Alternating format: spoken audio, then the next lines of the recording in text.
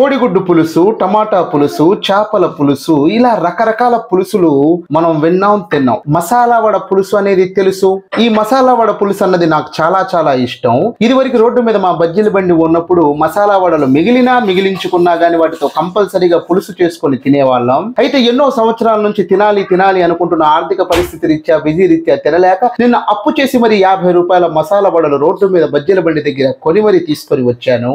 రాత్రి తీసుకొచ్చినటువంటి మసాలా వడల్ని జాగ్రత్తగా ఫ్రిడ్జ్ లో పెట్టి ఉదయాన్నే మసాలా వడలతో పాటు అందులో కోడిగుడ్లు కూడా వేసి పులుసు చేద్దామని చెప్పి మార్కెట్ కి వెళ్లి కోడిగుడ్లు తీసుకొని వచ్చి ఆ తర్వాత అందులోకి సరిపడేటువంటి ఉల్లిపాయలు, పచ్చిమిరపకాయలు, టమాటాలు, అల్లము, చిన్నులపాయ, ధనియాలు, గసగసాల, ఎలకల మందు అన్ని కూడా కలిపి వాటిని మిక్సీలో వేసి మెత్తగా పేస్ట్ చేసి వాటితో వడ పులుసు అన్నది తయారు చేసేస్తూ ఉన్నాము. పొయ్యి మీద కూర ఉడికిపోతూ ఉంది. ఇక్కడ చూస్తూ ఉన్నట్లయితే వేడి వేడి మసాలా వడ పులుసు అన్నది రెడీ అయిపోతుంది. అందులో నేను కోడి పెట్టినటువంటి గుడ్డుని కూడా వేశాను. ఒక గుడ్డు వచ్చేసి 7 రూపాయలు పడింది.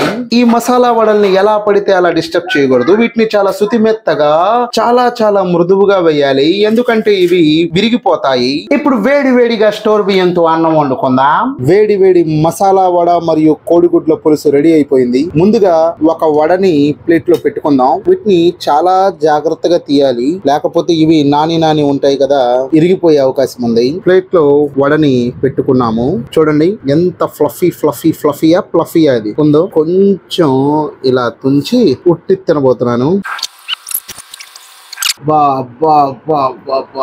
ఏముంది గురు, మొత్తం అమాంతం తినేస్తా. అన్నంతో పని లేదు. ఎన్నో ఏళ్ల తర్వాత తింటూ ఉన్నాను. అసలు ఈ గిన్నె కర్రీ మొత్తం ఒక్కడనే తింటే ఎలా ఉంటది? గవర్నమెంట్ హాస్పిటల్లో బెడ్లు కూడా ఖాళీ లేవు. ఇప్పుడు ఇంకో మసాలా వడ పెట్టుకొని దీంతో అద్భుతం చేయబోతూ ఉన్నాను. ఇప్పుడు ఈ మసాలా వడలో నిమ్మకాయ పిండుకొని ఉల్లిపాయని నంచుకోబోతూ ఉన్నాను. ముందుగా ఈ నిమ్మకాయని పిండుకుందాము. ఇలా దీని మీద పిండేసి, మరి ఒక సైడ్ పిండితేనే ఎలా, రెండో సైడ్ కూడా దీన్ని బోర్ల చేసి, రెండో సైడ్ కూడా పిండేసి, ఈ ఉల్లిపాయ అన్నది దీని మీద ఇలా పెట్టేసి దీన్ని అమాంతం ఇలా తీసుకొని ఈ ఫ్లఫీ దాన్ని చికెన్ గారు తిన్నట్టుంది. The credit goes to only my mummy. ఇక అన్నం కూడా నేను అడుగుగా మీ ఇద్దరు ఇలా చూస్తున్నారు. 2 వడలు తినేసరికి కలుపు మొత్తం.